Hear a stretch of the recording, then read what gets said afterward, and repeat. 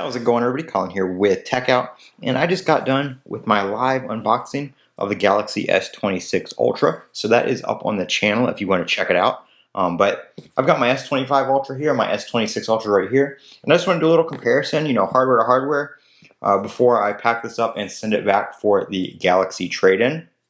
And first things first here, they both have screen protectors on, so I just want to take a look at the difference in the screen. I know there's been a lot of stuff online about the screen quality and how the screen looks with the new privacy display on the S26 Ultra. And right out of the box, I did notice that this has a deeper black when the screen is off than the S26 Ultra. This kind of has almost like a matte without the glass being matte. It's almost like an underlying matte look. I'm not going to say it's bad. That's not what I mean. So don't take that the wrong way. But there is just a difference in the appearance between the two. But I don't think it looks bad. I don't think it looks lower quality or anything like that. Turning the S26 Ultra on, a lot of people have been talking about resolution and stuff like that with the privacy display.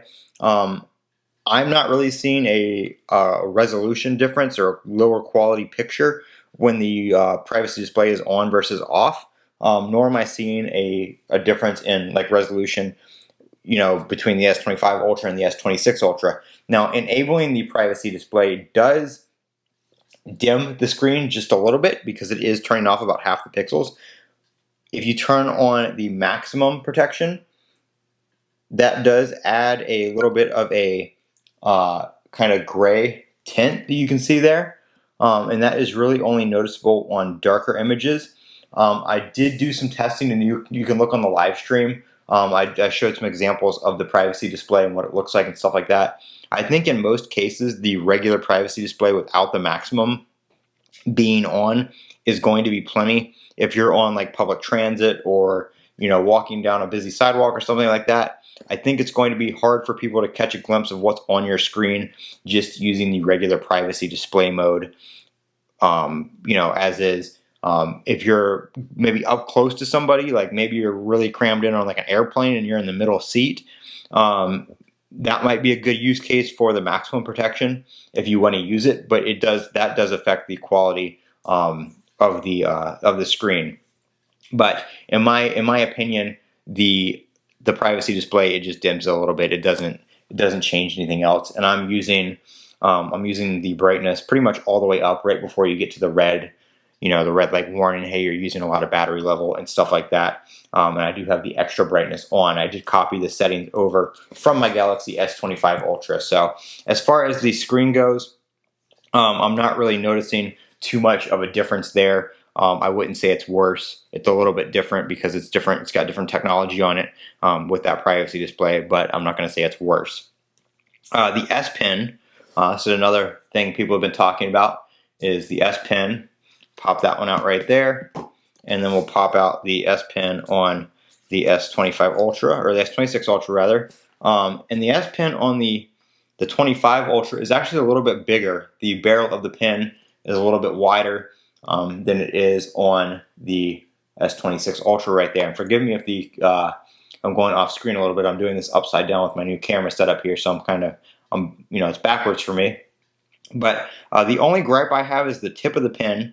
When you insert it into the phone, you can insert it either way. It won't get stuck. It won't hurt the phone or anything like that. If you insert it button up, it goes in normally.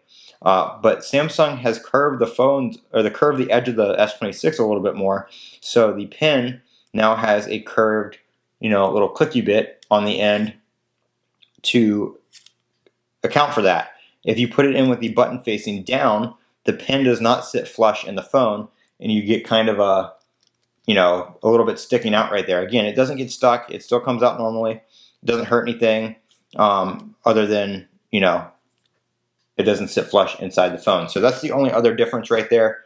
And then this pen is a little bit thicker. It doesn't feel higher quality. It just, it's got a more substantial feeling in the hand. But I will have to try it out over time and see which pen I like better. I don't use it terribly much, but I do like having the S Pen in there So I'm glad that it is still here, because a lot of people are thinking that Samsung might be kind of on their way out with the S Pen, because they took out the Bluetooth and now they're using the S Pen and stuff like that as an excuse to why the S26 Ultra still does not have the built-in magnets for the wireless charging. I don't know. I think they could have added the magnets if they really wanted to. I don't think it would have affected the pen, because if you get a case, that magnet doesn't affect the pen in most cases if you get a high quality, name brand case. But only other difference really on the exterior of the device is going to be the titanium versus the aluminum.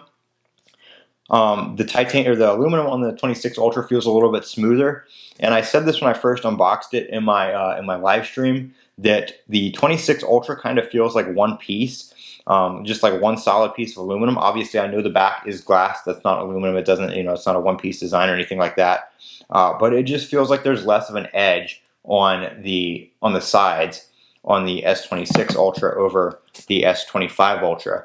The edges just feel a little bit smoother and more refined.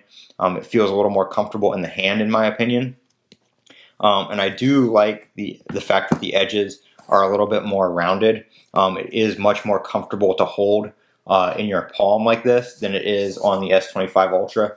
I mean, this one kind of really digs into the palm of your hand when you're holding it like that one-handed. This one, the curve is just so that the corner of it's not like right there digging into your palm. So I really do like that. A lot of people online have been giving these devices, a lot of flack for a bunch of different things, and then there's some people that are saying, oh, it's not bad, it's not bad. You watch the people that went to Galaxy Unpacked and stuff like that, and Samsung provided them a review unit. I just want to disclose that I did purchase this device, so this is not provided. It was not provided by any Samsung or anything like that. So if I had something that I had to, that I disliked about this device, I would be telling you guys. So there's nothing, I don't have any reason to hold anything back.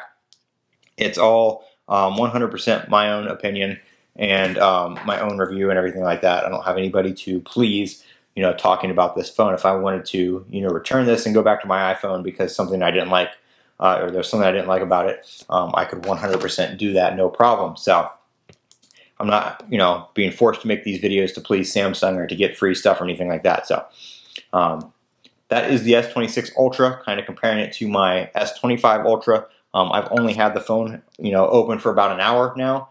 So this is kind of just an initial first impressions. I just wanted to compare the two, while the S25 Ultra was still fresh in the mind.